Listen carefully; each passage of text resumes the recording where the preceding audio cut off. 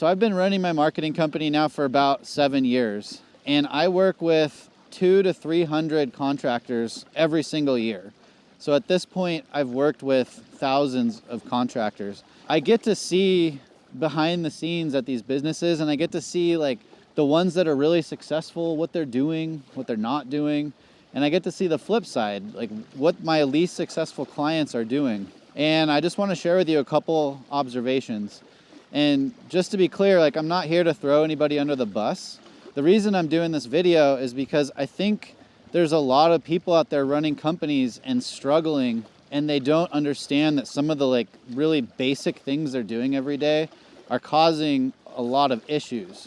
And so there's three things I'm going to cover. Number one is communications. So my most successful clients, they always answer their phone when I call.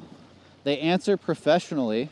So when they answer, they let me know I've reached a company and who I'm speaking to. They're prompt with their responses. If they miss a call, they call me right back. If I email them, they often email me like within the hour.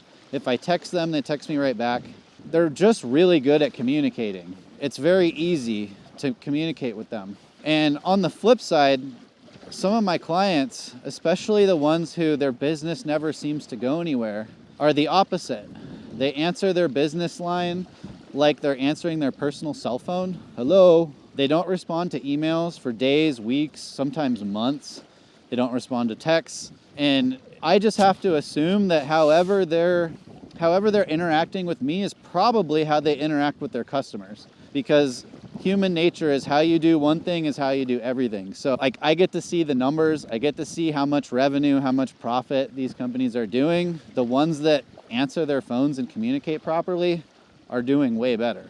The second thing is making payments on time. So we take in tons of payments every month, hundreds of payments. And we have clients who never ever miss a payment. And in aggregate, they are doing way better business-wise than the ones who consistently miss payments. And again, I'm not throwing anybody under the bus, but we do have some clients who consistently are weeks or months late on their payments. And I get it, some people are like extra leverage. They're trying to grow as fast as they can. They're like doing as much as they can financially. But when you enter into an agreement to make a payment every month at a certain time and you routinely break that promise, that's not good.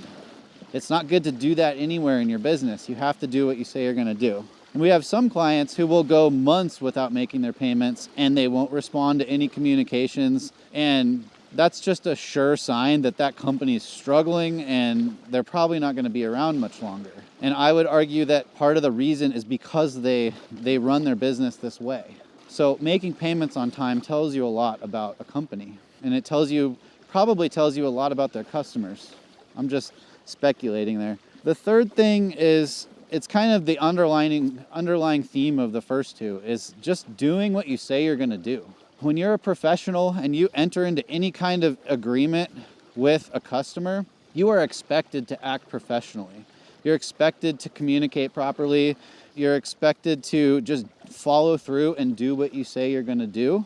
And it goes both ways, whether it's your customer or you are the customer to another business. You have to do what you say you're going to do. If you do that all the time, it will have a resounding impact on your business and you will be more successful. If you don't do these things, it's going to erode all the hard work and the money and the effort and the time that you're putting into this. You're going to shoot yourself in the foot by not following through, communicating properly, and just acting professional. So we can all improve.